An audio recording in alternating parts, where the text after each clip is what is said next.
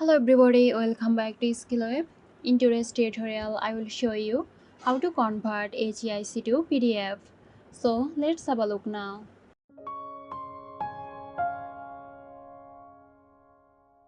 I start by opening your web browser. In your web browser, search for HEIC to PDF. You will find several websites for converting. Click here and this will take you to this website called Cloud Convert. Click the Select File button to select your HEIC file. Select it and click Open. Then click on Convert. Your file is converted to PDF. You can download the file by clicking Download. So that's it. I hope this video helped you out. Stay tuned for more helpful tutorials here at Skillweb.